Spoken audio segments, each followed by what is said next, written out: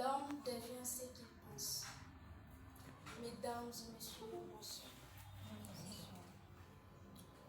Aujourd'hui, je vais vous parler d'un sujet très important dans la vie humaine. La réussite commence dans l'esprit. Oui, tout commence dans notre manière de penser. Une personne qui croit en elle peut aller très loin.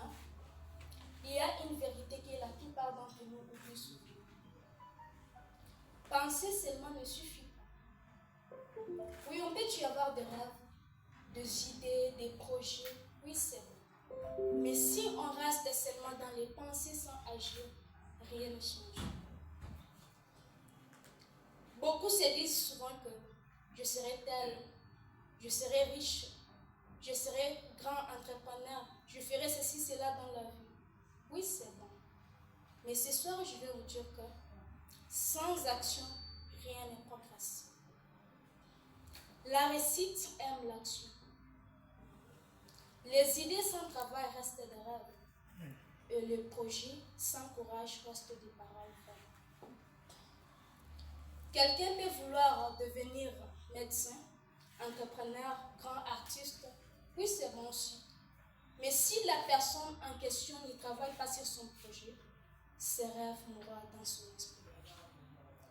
C'est pourquoi nous ne devons pas seulement se limiter dans les pensées, mais nous devons aussi agir afin que nos rêves deviennent réels.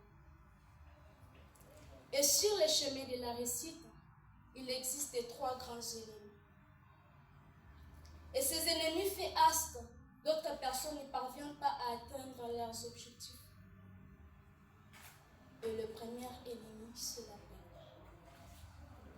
Il y a de ces gens qui veulent commencer un projet, mais ils se demandent, lorsque les gens vont me voir, qu'est-ce qu'ils vont dire de moi? N'est-ce pas, ils vont se moquer de moi. Et cela fait à ce que la personne ne parvient pas à atteindre son objectif. Pourquoi? Parce qu'il a peur. Et le deuxième ennemi, c'est les doutes. Il y a aussi de ces gens qui veulent aussi commencer un projet, mais ils ont des doutes. Ils se demandent, est-ce que réellement, ce que je vais commencer, ça va tenir? Est-ce que je vais y arriver au bout? Pourquoi? Il n'a pas la confiance en soi. Et le troisième ennemi, c'est la bande. Il y a aussi de ces gens qui ont bien commencé, mais arrivés à un certain niveau dans la vie, ils sont abandonnés. Et quand vous constatez, il est resté quelque part pour y arriver au bout, mais ils ont décidé d'abandonner. Mesdames et messieurs qui se trouvent en ce lieu, nous ne devons pas abandonner, malgré les circonstances de la vie, malgré la peur, malgré tout.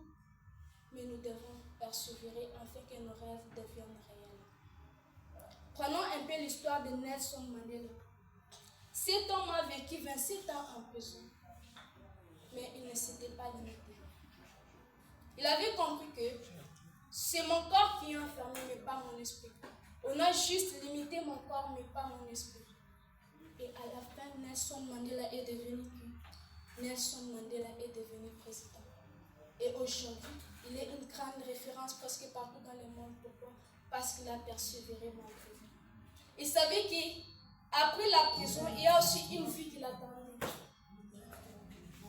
Et la deuxième personnalité, c'est Thomas Edison, l'homme qui a inventé l'ampoule.